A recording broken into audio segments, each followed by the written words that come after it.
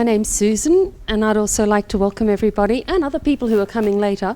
And our first speaker today is Michelle, and she's been at Twisted Gum Winery since 2007. And actually, I think my children grew up with hers, going to the same schools.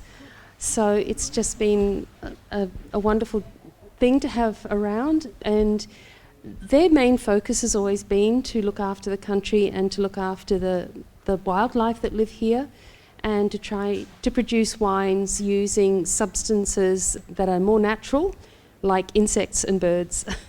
So here's Michelle. Welcome everyone. Thanks, Susan. It's been a lot of fun having the kids all grow up here, and that's a big part of why we moved back to the country. My talk today is about growing grapes in the Granite Belt with a focus on healthy soils. So I'll just get into it. I've given you an outline of my talk just quickly, a little bit of background on Twisted Gum to give you context. Nice, all the signage is happening. Three main questions. What do I mean by healthy soil? What are we doing at Twisted Gum to build healthy soils? And what are the benefits of healthy soils to our business? The main part of that is going to be question 2. The other first and the third questions are really only a slide each. And then some concluding comments. So to give you an idea of Twisted Gum Wines, we're located on Yuki Road near Ballandine. We have 40 hectares of land and most of it is bush. The photo that's over here, look, I'm just going to point. So this Google Maps image is approximately a third of our property, and the red line here is the boundary between ourselves and next door, which is Hidden Creek. So you can see that we have about these green areas here. They're our vineyards. Approximate length of the rows, to give you some kind of scale here, is 100 metres. So these rows here are 90 metres. These are just under 200. So we really have zoomed in on the tiny area, 3 hectares of vines out of our whole property. And the rest of it is fenced off so that we don't graze any animals in the bushland, and we keep that aside for heritage value and just so we can appreciate having a stake in the wonderful natural bushland here. We make boutique, high quality wine, all produced on site, very, very low yielding. It actually made me think, with the address to country, that reference back to the Aboriginals, that they were taking what they needed, not being excessive and hence sustainable. And that's pretty much what we're doing. We're happy with low yields of high quality fruit. So all of the production happens on site. Tim and I have now started making wine as well over the last few years. So we've evolved from focusing fully on vineyard work to actually becoming winemakers as well. We still believe that good fruit's everything about good wine. So for that reason, we use all of our own fruit. We never buy fruit in, no matter how bad the season might be. So we don't expect to crop every year. We'd like to crop most years and hopefully every year, but being realistic, some seasons won't permit that. We make around 8,000 bottles per year. There's a wide variation in that, but it does fully put us at a very small level. Diversification, we have the cottage accommodation, kind of necessary since our business is accepting that we won't always get the yields that would allow us to buy groceries. And it does support one family. So, yeah, this is us living off 40 hectares of land, but really only 3. So, whoops, a bit speedy. They're the questions again, focusing on healthy soils. What do I mean by healthy soil? Then, so that's the first slide.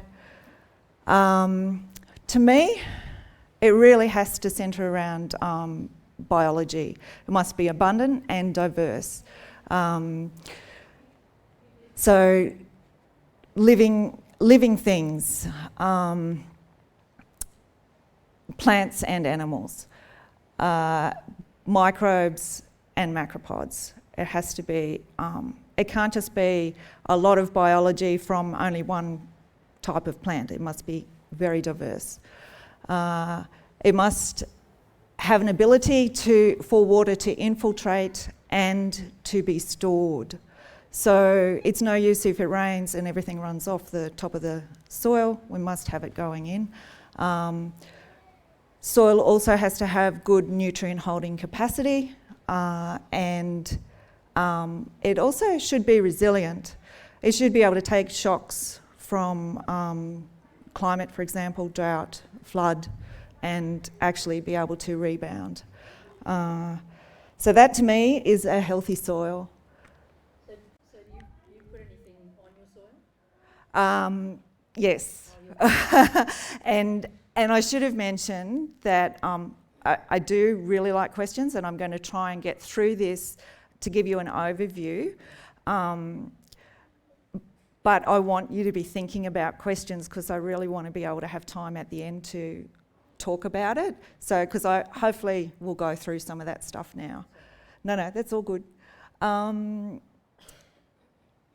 what are we doing at Twisted Gum? Lots.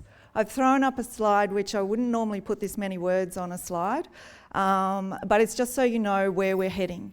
So if I read through that, we are spreading lots of mulch, we're establishing legumes and grasses, we are grazing sheep, we don't plough, we minimise chemicals. We're only using very little irrigation, and we also minimise tractor passes, encourage biodiversity, and the final one, we've changed our thinking. This is a really key point, and I'm looking forward to getting to this slide, so I better keep going. So lots of mulch. When we first bought Twisted Gum Wines, we had no access to irrigation water, and so in order to make this a success, we needed to straight away change how conventional viticulture happens. The vines were already established. Actually, these tiny little vines have regrown after a bushfire. So, they're on older rootstock, but they've had to be retrained. But yeah, the mulch, it's a significant amount. A lot of vineyards, when you look under row, they've actually been held up. Ours haven't, with soil. This amount of mulch has gone down as a big blanket of mulch. So you can see it's at quite a depth. This is a few years after it was put down, because we've now got irrigation line after the big drought. We decided to put that in. So there's us having 2 big applications of mulch. And when I say big, each one over 3 hectares was 8 semi-trailer loads of mulch brought in. Very high carbon, designed to actually provide a really good cover of the soil, designed to shade, reduce wind evaporation, provide habitat for creatures, lots of different things. But because it was high carbon, we also had to put down some nitrogen source so that we didn't get a drawdown effect as the mulch breaks down. So underneath that mulch, we actually put some manure. And we put that down at about 3 times the rate you would normally, knowing that it would be taken up by the microbes and things initially. So lots of fun spreading mulch. Legumes and grasses, and I can add other things that are volunteer species with big taproots and things like that. But in particular, establishing the legumes is a big part of what we're doing to provide the nitrogen supply to the vineyard. And this has evolved, excuse me, over the last probably 5 years. We've started really focusing on this because we really believe that it's a key way to build nutrition naturally. And nitrogen is a really big environmental problem, from its manufacture, transport, and then once you apply it, it's actually really volatile and leachable. It can pollute waterways. There's a lot of problems around nitrogen. So by actually having legumes that can fix nitrogen from the air, I'm actually going to ask a question of the audience. Do most people know about nitrogen fixing legumes? Because that's good. So I don't have to go into how that all happens. But by having a range of legumes, there's a lot of, in this case it was arrowleaf clover, but I counted 8 different legumes, and there's lots more out there. We've been trying to establish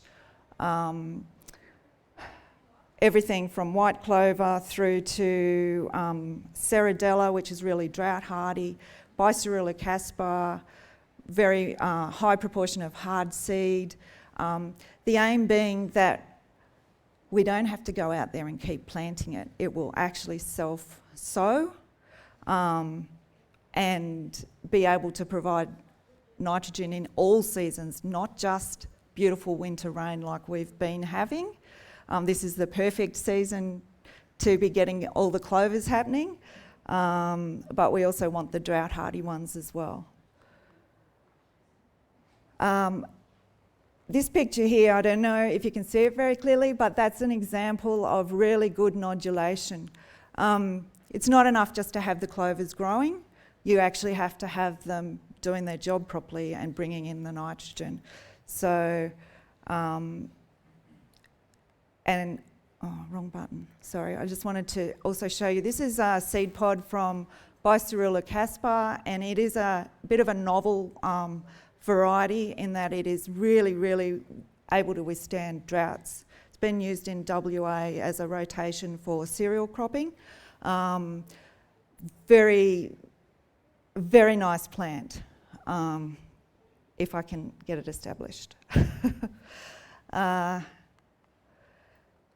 We brought in sheep. Tim's from a sheep farm.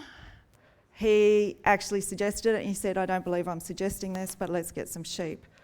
Most sheep farmers don't want to go back if they've left the sheep farm. So they're not really sheep. They're more like a cross between a goat and a sheep. These ones are Dorpers. They're self-shedding. We don't want to have to do the shearing and the crutching. They're quite, they're quite robust, I guess. Don't need too much. They're really good on the parasite side, particularly if you can keep rotating them onto clean pasture. And they get to just graze the vineyard in winter. We don't want them sticking their heads up and looking at the grapes. So they're pretty happy. They're, Percy the ram, he's eating some vetch, and there's some white clover. There's medics and everything in there as well. We're using an electric fence. It's been fantastic. We can really intensively graze them and then shift them onto new pasture. And that works very, very well in winter when there's not usually a lot of feed around. What else do we do? Susan, have you been keeping time? Yep. So, am I halfway? More than half. Okay, I better speed it up. We're not ploughing. We don't want to disturb the soil too much and mix all those layers of decomposing materials. We also don't want to make erosion risk. We're getting some beautiful soil. You can see the colour of that. It's still entirely sand is what we're dealing with. But to have that colour coming up, really happy. After 15 years, we finally starting to see some really good progress. We're minimising chemicals. We want that for health of ourselves as well, and we get some help picking, as you can see. So, yeah, it's important to have a safe environment as well as what's going into the food. Doesn't mean we don't use any. I'll get onto the organic versus minimal at the last slide. Irrigation. Even in this block, we still haven't, this is Shiraz, and we still haven't rolled the irrigation lines out in there yet. It's a very deep sand. Minimal irrigation, loose bunches, thick skins, high quality grapes with beautiful flavours and sustainable. Minimising tractor passes. I have to speed it up now because have taken too long on each of my slides. We recently bought an electric mower to make use of all our solar. We've got over 70 kilowatts of solar. And yeah, we have to mow the grasses in summer. This was after the drought broke, everything bounced back really, really well. Also knowing Healthy Soil's doing something there. Encouraging biodiversity, big part of not using any insecticides. We have to have a variety of flowering plants to bring in the beneficial insects. We've got some ladybirds eating the mites and scale, but in that case it's a little bit of mite damage. We also need grasses. The pollen brings in the beneficial mites. So we're changing how we think, away from conventional and organic viticultural thinking. And I've weirdly put conventional and organic in the same basket. Now, remember here I'm talking about a change of the way we think. So interestingly this, oh damn, wrong button. Where'd it go? There, no, yes. What happened? It has split. Anyway, that's the picture I wanted to talk about. Thank you. So up on here we have a ploughed mid-row between the vines. That could be organic to control weeds. It's not going to be good for healthy soil, but it just shows you that from looking at this, organic and conventional could be in the same basket. Also with organic, they've simply, in most cases, not all, and it's a good move, replaced chemical inputs with natural inputs, but still we're thinking like a conventional farmer and putting, saying, well, we need to just make all our fungicides, all our fertilisers natural. Here we're saying, can we grow the fertiliser in the vineyard? Can we think more like a natural ecosystem? What would happen in nature? We need it diverse. We need to have, although we're recognising that it is a farming system, we're saying, hey, let's make it as diverse in plant life and animal life as possible. We still want the grapevine to be the premium best thing in that system, but we want to make it as similar to a natural ecosystem as possible. So that's what we keep asking ourselves. If we do something, if we make a change, will it be more similar to a natural ecosystem, or will it be harming something? And they're all the things. I think I'm out of time, am I, Susan? Yeah, you're close. 5 minutes for questions when you finish. Yeah. So what are the benefits of healthy soils? A healthy soil is in balance and gives better flavours in grapes and wine. Healthy vines fight disease and pests better. They bounce back after drought. They increase the productive capacity of the property over time. So we're saying each year we're actually moving in a better direction. We're not running down resources. We're reducing reliance on inputs. Even though there's a transition that's much more labour intensive in, for example, establishing the desirable plants in the mid-row, because we can't plough and just do a one size fits all kind of throw out all the seed. We're actually having to find disturbed seed. Whether we've pulled a weed out, we throw a bit of seed in that spot. The sheep have made a little hole. Bloody sheep, they dug up all that mulch. So now we have to look at green manure under vines, green crops, green mulch under vine. So reduce reliance on inputs. We'll cope with rain events as well as drought. With all the recent rain, we've actually found the soil's draining very, very well.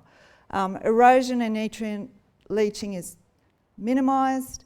And if you focus on soil health, pretty much everything else falls into place. That's why I chose that topic today. We regularly ask ourselves what we can do differently, and so recently we've installed drip irrigation as actually a final stop if we get another drought from hell like we've all been through. Saying that, we actually didn't lose vines through that drought, so we're very happy. We didn't get a crop in 2020, we dropped it on the ground, but they came back the next year very, very well. One of our best crops in 2021. The sheep are for bushfire control as well as nutrient cycling, and trialling green mulch. Thank you.